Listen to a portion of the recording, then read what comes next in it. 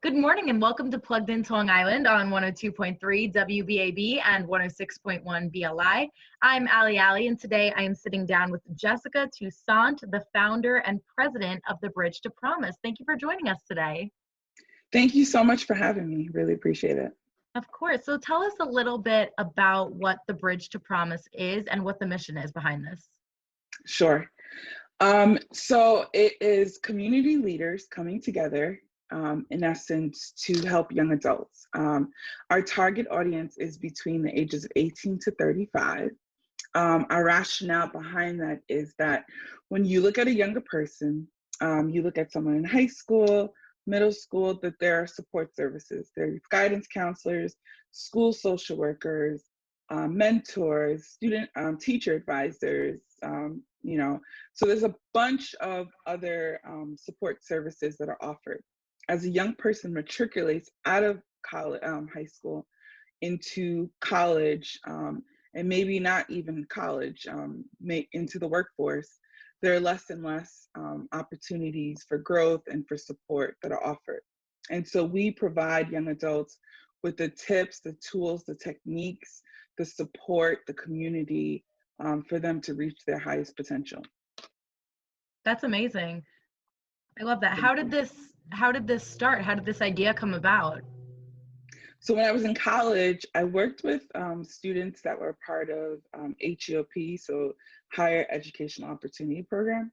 Okay. And so some of them, getting into this program was what changed the trajectory of their lives, right? But even after, and just other peers of, my colleagues and my peers in general, when you looked at them entering, some of them went into the Army because they didn't know what was next, right? Or just wanting the direction, needing direction and needing support, and learning to adult, right? So adulting is different now than it was for our parents. Very much so. Exactly. Down to like being at home, a lot young people are at home at larger rates than years ago. They're getting married at a later time. So the society has changed so much. And I think of the analogy I like to use is when a young person dies, we think about what they could have done, right? They could have been discovered the cure for cancer, right? They could have made such a great impact, and we mourn that loss. But how many more young people are like literally existing every day, but walking around aimlessly without direction, like zombies, And so that's such a disservice. So for me, it was like, how do we meet the need? How do we engage, young adults? How do we provide opportunities? And so it was really seeing that need and seeing a gap in certain communities and certain demographics, and being the change that we wish to see. So how exactly do you fill that gap, as you said? Like, what are the methods of support that you provide? So some of the things we do, we provide free one-to-one life coaching services. So I'm a certified life and success coach. We also have trained some of our facilitators to do the same thing, so which provides accountability and support. We have different programs. We have a program called Becoming Her, Healed, Empowered, and Restored. And it's a program for women, in an intimate women's group. We meet quarterly, so it provides a safe space. We have different conversations, from self-care to mental health to different things that women need, right, in a more intimate setting. We bring our subject matter experts to come in and have the discussion. Since COVID, we've pivoted to virtual, so you can join from anywhere. We have the same program for our men. So we did a few sessions with the women, and the men were like, hey, include us too. And so, which is a interesting program, because especially for men of color, they don't have that much of an outlet. So to come together just to have conversation around manhood, conversations around what it means to lead, and just different things that they need at their level. To create a sacred space for them. We also have a program called Dare to Dream Leadership. So in our Dare to Dream Leadership program, we meet once a month. Once a month, and we have a subject matter expert come in and walk them through different modules. So who am I as a leader? Developing personal development. How did I become this person? So we look at their lives socially. What does that mean for me? Like, what does my involvement look like in our community civically? So we just take them through a systematic leadership program that provides them, with tools that, for self-introspection, and then as well as opportunities to implement it, so that they're viable citizens in our community, creating change and impact. How long do these programs usually last? Or like, how long does an individual stay in the program? Is it like a year-long thing, or is it as long as they need it? So for us, it's more, so for our Dare to Dream program, we are currently, we did it for a whole year. So Okay. next year, we're looking to expand. So we're going to do 2 cohorts, and we're going to do a winter and a fall. So it would be just to make it more intimate, and then just to, we realized, the closer we did it in terms of the programming, the more synergy they had. And so based on the great feedback we got this year, we figured let's do it double, so that it's still intimate, so that we're able to treat and have a bunch of people, but also be able to provide that personal touch. So it would be 6 months. The first one starts in January and it ends in June. And then the second half would be the end of June through November, December. In terms of that, in terms of our Becoming Her, it's like open enrollment. Literally, we have a program, you come in, and so we have people that come every month, every quarter, because they need it that often. Some people, they come as needed. So, the same thing with the men, because it's a safe space. And, as young adults, they need to know there's a place that it will always welcome you home, right? No matter what, just like a parent, right? Yeah. No matter what happens, whatever happens, whenever you want to come back, there's always a spot, right? So it's the same thing, the same concept for us. And then we're looking to do, next year, we're launching a program called Operation Life Online. And what that is it will have different portals. It'll be online that people can drop down. So for example, conversation on mental health. So we have I keep saying portal, but an option that you have different classes on mental health, but it's all online. So it's self-paced. We have professionals. We did a video shoot over the summer, and we have about anywhere from 12 to 15 professionals that have shared anywhere from yoga to financial management, that they can do it on their own level, on their own pace. And so there'll be information, there'll be handouts. So that, again, that is more of ongoing. In terms of coaching, we do coaching based on what the goal is. So if the goal is 6 months, we're with them for 6 months. If it's for a year, we help them set SMART goals. And so within it, some of it's short term and some of it's long term. So we're just here to be their cheerleader, to walk them through. I like that too, because especially being in that age range, I know a lot of times people are like kind of nervous to talk to like their parents or something. They want someone that will support them. Absolutely. And people who are going through the same thing. Absolutely. So that's Absolutely. really cool. Absolutely. So talk to me a little bit more about the actual people going through this program. You spoke a little bit about their age. How many people do you help? So yearly, we help anywhere between 150 to 200 young adults. It's been an interesting journey because of COVID. Right. So we were an organization that was forward facing. We met with our clients in person. And so it was a pro because I think because this generation lives on social media.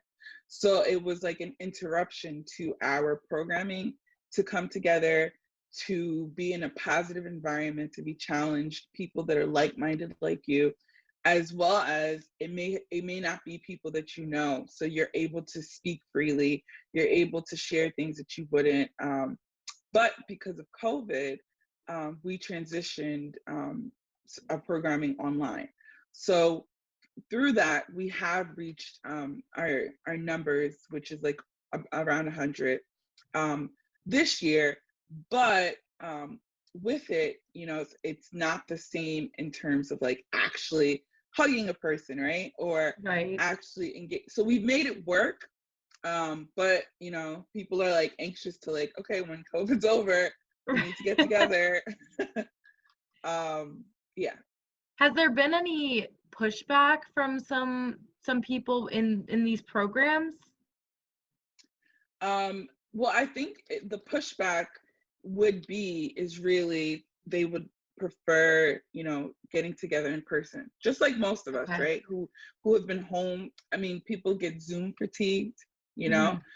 Mhm. So I think that even in the beginning of COVID, we had sent out little cards just letting them know that we were thinking of them. Stones, inspirational stones, things like that. We called them, made phone calls. I mean, so we're connected to our community, and Mhm. they know we care about them, and we're here to support them. I think the actual, in terms of the physical piece of it, I think is a setback. But for the safety of people, you kind of have to put that ahead of what you prefer. Exactly. Well, talking about, everything with this pandemic, how else has this affected this specific organization? So for us, it's affected us again, like we said, in our actual in-person services. But it allowed us to be more innovative, right? In terms of like we've been doing more on social media. We started a Facebook group for millennials between 18 to 35 to be intentional, to just send them information. It could be like, oh, this is a great recipe, or this is a great article that we read, or just to keep a pulse, right? Just to see how they're doing. Mhm. So it allowed us to do that. We created a program. We started doing an online event called Thoughtful Thursdays. So we have different conversations. So at times it's just like girl talk. At times we get a guest chef to come in and they show how to cook some meals because we're learning to adult, right? So that's where Yeah. they're at. We've had financial classes. So it's allowed us to be a little bit more creative in regards to that, in regards to reaching out to them, and just letting them know that we're here, that we care, and as well as trying to meet their need, as their home being safe. Yeah. So 150 clients a year to 200. And how long have you guys been around this organization? How many years? So about 6 years, 6 years. in total. We've probably been doing work probably for the last four to five Okay. years. The So, first year getting so just that's, just getting the paperwork done. Mhm. yeah, that's a lot of people that you guys are helping. Is there a specific story that stands out to you or one client that, you felt a connection to the story? So I think I would say the clients I think that are most impactful for me are the clients that come to the event. So we had a client who came to one of our programs and was coming consistently, and then who eventually joined our team and became one of our volunteers, who then became one of our leaders. So like I love to see like the shining stars, and then to see the change, right? To see the impact, and to see that they were impacted so profoundly, to the point that they wanted to roll up their sleeves and actually be a part. So I think of that, or I think of, we've had volunteers that may have started in the beginning, signing people in, or just saying, I want to support because I have a relationship with you, and I've watched them grow as speakers, sharing their story, sharing their experience. When I think about that, and just to see their growth even as leaders, so it's like a great balance, right? Because you not only see clients changing, but you also see your volunteers changing. You also see your leaders. And I like to call it like an evolution. Like you're watching people evolve, right? You're watching people achieve their potential. And so, especially when they look like you in terms of like age, right? When they can relate, or they look like you in terms of life experience, right? So it takes away the barrier of like, I can't do this, or I can't accomplish this, or this is too hard for me. If anything, it says, because Jessica had the same adversity, the same issues, that we grew up in the same community, but she was able to do XYZ. Or because William went through this, he had the same challenge. William just lost a parent. I lost a parent, and these are the ages, even like that we raise our children, we get married, we become caregivers, right? We lose parents. It's such a crucial time. It's the time that we make decisions, right? It's the time that the decisions that will impact the rest of our lives, and sometimes I think we don't realize it. We're just living, and so sometimes I think environments like this are just reminders, like it's okay. Yeah. Or we have crises, right? I'm turning 30. What I'm like, and then adults are like, are you kidding me? You're a baby. But for us, it's like, no, because, and sometimes it's just okay just to be around people that remind you that it's okay. And that even if you felt like you have veered off, it's not too late to get back on track. I love that. And how do you reach out to clients or potential clients? I know with this age group, it's easy to use social media. Do you utilize that? Yes. So we do Facebook, Instagram, a little bit of Twitter, but Facebook and Instagram. We also promote on like Eventbrite. Okay. So we do that. We also do some referrals. A lot of people that come are like word of mouth. So someone came to the event or program and they loved it. So then the next time they bring a friend, or a volunteer invites a family member, or a friend, or a coworker, and they get really involved. So we have that. We've partnered with different people, organizations in the past. So some of it's that, some of it's just regular buzz, and our email list, and so yeah, and How our does website and stuff like that. How does someone go about becoming a client with you guys? Is it as simple as just like attending a class, or do you have to formally sign up? Well, it depends on the program. So our Dare to Dream, it's an actual process. So you fill out a link on our website. From there, because it's a specific number of students we can take per cohort. Okay. So we do that, but we never turn anyone away. Like maybe it might be waitlisted. All of our services are free. So money is never an issue in terms of like, sometimes we're like, I can't do this because no, there's no reason, there's no excuse. So we do that in terms of our Becoming Her, and he leads. It's more so open enrollment.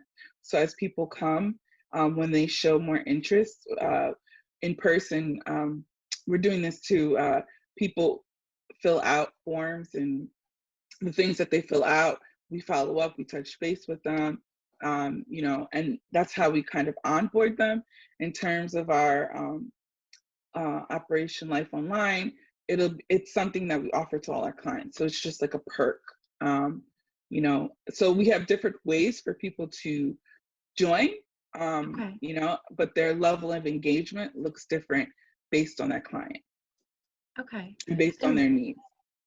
And you mentioned before, you guys post on Eventbrite, and a lot of people go to the events and refer someone else. How many events do you guys have, and do you have any coming up? So we usually do at least an event a quarter, Okay. pre-COVID. Now we have maybe 5 or 6 for next year planned. It's going to be very exciting, though. You guys are a nonprofit organization, so can people volunteer with you right now, or is that kind of not on the table because of COVID? No, we've actually been getting volunteers. So we've been people can volunteer in grant writing, because we're a nonprofit trying to, especially in a pandemic, be creative in how we bring in funding. So we've been doing that. We're looking for next year to gain some mentors, some career or even life mentors, right? When I say life mentors, people that have had great life experience, that would be willing to donate just to encourage a young adult, just to check in on them. So things like that. Social media assistance is always needed, ways to help us get the word out in terms of outreach. So we have some positions on our website to get involved. So many hands make light work. So we definitely are still accepting volunteers. It's our volunteers that have gotten us this far within the 6 years, because we're grassroots, because we're starting, because this is our passion. It wasn't like a family foundation. It really was individuals that really were committed to making a difference in the lives of young people. So volunteers are like the heartbeat of this organization. Is there any requirements that volunteers need to have in order to work with you guys? So it's case by case based on the position that you'd be applying for. So if it was grant writer, of course we want someone with experience, with success rates. If it's a mentor, we have a application that they would go through just to vet everyone for the safety of the mentee and the mentor. And so based on the area, it would be more detailed. Okay, and then also, you do accept donations. Obviously, you are a nonprofit organization. All of these programs are free for the clients. How can people donate? Do you have any fundraisers? Sure. So people can donate at our website. So it's www. I probably said too many W's. Bridge to Promise, BRIDGE 2TO Promise PROMISE.org. And so you can donate on our website. You can call us. Our phone number is 516-564-3212. Or you can mail in checks to P.O. Box 247, Roosevelt, New York, 11575. In terms of fundraising, we had a fundraiser scheduled for October, but because of COVID, we did not want to put anyone at risk. So we have rescheduled it for next year. It'll be next July. It'll be a fashion show, so I'm excited. Ooh, yes, that's fun. We're really excited for that. So in the interim, it's just people, we're relying on the goodness of people's hearts, wanting to create change and impact. So yeah, in terms of that. And I'm sure a lot of people will donate. Give me that website one more time, just in case people would like to get more information. Sure, it's www. Probably too many W's again. Bridge to T-O, promise, like I promise you.org, bridgetopromise.org. Think about a young person who may be going through challenges, who could gain benefit from support, whether it's just being in the right circles, being in the right community. Refer them to us, give us a call, or think about how can you impact a young person, whether it's making a donation, whether it's donating some time, donating your area of expertise, just your intellect, your knowledge. We need both generations. We need all generations to create change, to impact. And even as a young person, like now we're old enough to make our own decisions. We're old enough to realize the impacts of our behaviors now. We will live in tomorrow. So what I decide today, I will pay for or rejoice for tomorrow. And so learning to put ourselves first and learning to really maximize this age, like this time period, and to realize how powerful we are, right, within it. And that there are people out here championing you, people that believe in you, people that want to push you to go further. But it takes your cooperation, and I think so many times we have these ideas, but we just don't move on them. We just don't become it. And the world needs it. So I, make a plea to my millennials, to Gen Zs, that you are the future. What we do now, the middle school students, which I think are alphas now, it'll be what they get. It'll be what our kids live in. And so just to maximize that time. And I want to thank you, Ali, just for having conversation with me, just for giving us the opportunity for people to hear our story. Really appreciate you. Of course. Thank you so much for coming. And, I will definitely be giving you guys a call because I need some help adulting myself. Okay, good. You just opened my eyes to be like, wow, I'm at this great age and I don't know what to do next. So good. I'll definitely be calling you up. Okay, good. Jessica, thank you so much for joining us this morning. Thank you so much for having us. And thank you guys for tuning in this morning on Plugged Into Long Island on 102.3 WBAB and 106.1 BLI.